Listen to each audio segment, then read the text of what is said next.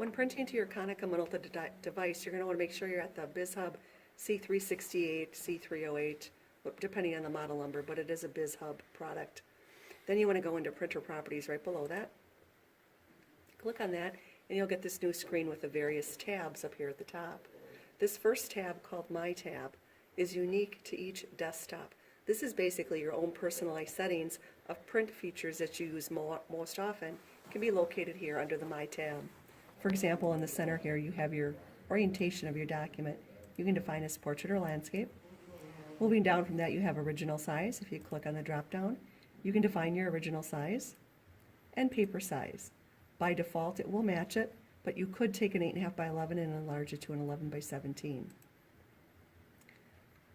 Further down on the screen, if I scroll down here on the right, you can also do what we call a secure print. That will send the print job over to the device, stored on the hard drive, and wait for you to come up to the device, enter in a PIN, and then that print job will execute for you. Otherwise, just standard printing will print directly to the device. On the right side of the tab, you can define how many copies you want. You can check if you want them offset, where it will stagger each set. And print type, two-sided or one-sided printing. You can make your selection there. Staple if applicable. If you select staple, you can go to the drop down.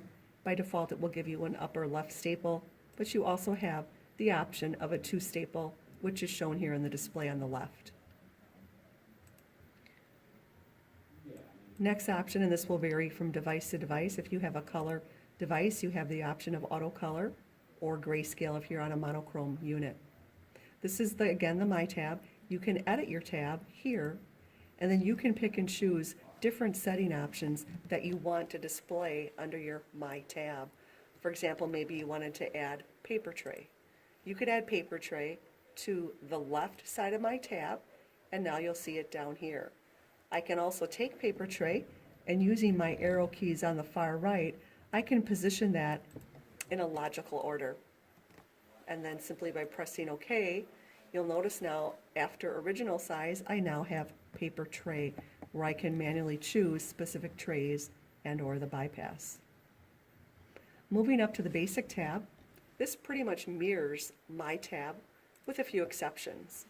Using the basic tab, you can go in here to the bottom right corner and you can define paper settings.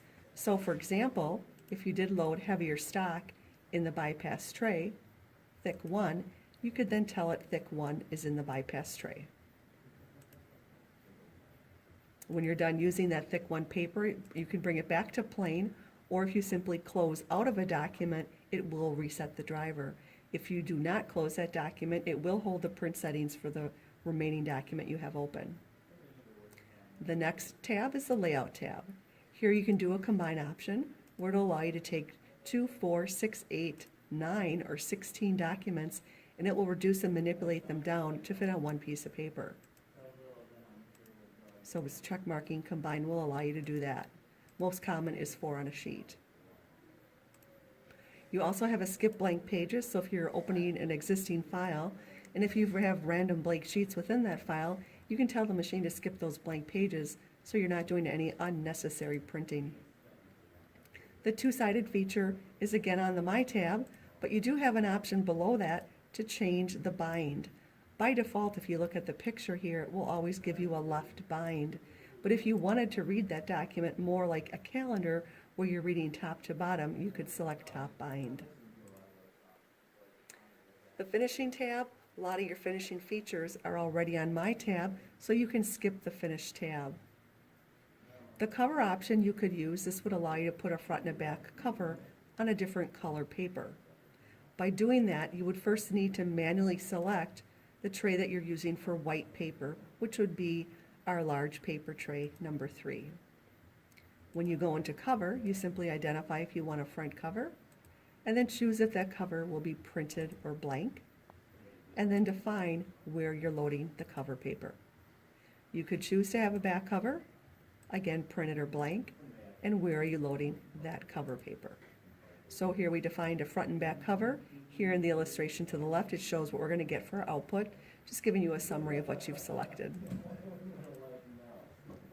The stamp feature will allow you to stamp with a watermark.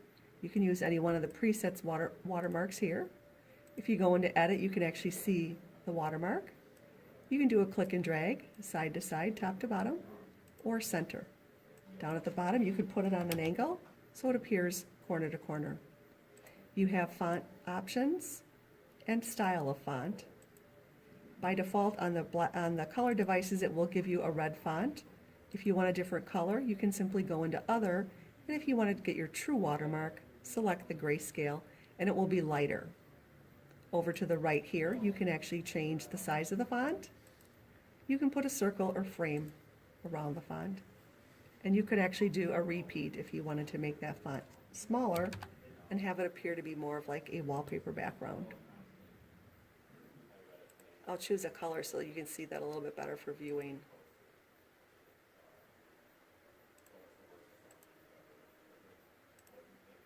So that's the options under the watermark feature. I'll OK that. And then to the right of the watermark screen, you do have a date and time and a page number option. If I check mark both of those and go into edit, over here on the left you can edit the date and choose a format that you like. Once you've chosen your date, here's the preview of what you've selected. Down here below you can choose where you want the date to appear, either upper left, middle right, center left, middle right, or bottom left, middle right. Most common being top left or top right. And then for printing page numbering, again you can print in black or color if you have a color device. And then where do you want the page numbers to be? Bottom center, bottom right are again the most common. So those are your options for page number and for date stamp. The quality tab, if you are copying a photo or printing a photo, you would want to tell it photo. Or if it's a digital text photo, or if it is something you're printing off the web. By defining your original document, that will enhance the print quality of what you receive at the copier. You can also go into Quality Adjust, and here's where you can adjust the brightness, the contrast, and if you are in color, the saturation level to give your color more pop. The machine will default to a 600 DPI. There's probably no reason that you'll need to go higher. That should be a pretty maximum DPI for you for printing purposes. And then once you've selected your print options, you would select print to have it actually execute to the device. That is your basic print features.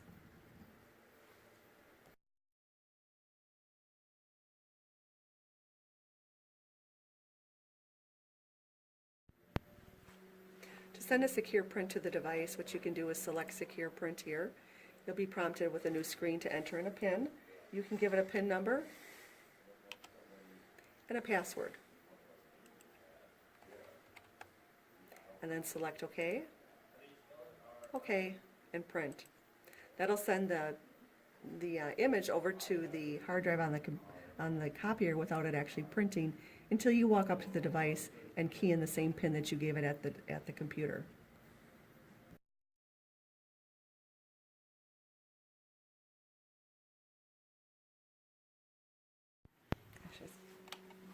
To retrieve a secure print that you sent to the device, you're going to go to the user box key underneath the panel and then select System and Secure Print.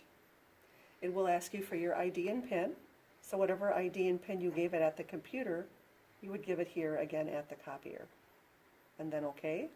And then the prints you sent over will show up on the screen. If you have sent multiple documents and you want to print all of them, you can simply select all and it will print all the documents. If you wanted to print just one document, highlight the document you want to print. Over here at the right side of the screen, you can choose Print, and then you will get your print screen here where you can make some additional changes. You can change the enlargements and reductions. You can change from one-sided to two-sided printing, and you can choose different finishing options if you want to sort or staple your document. Once you've made your setting changes, then just simply press Start.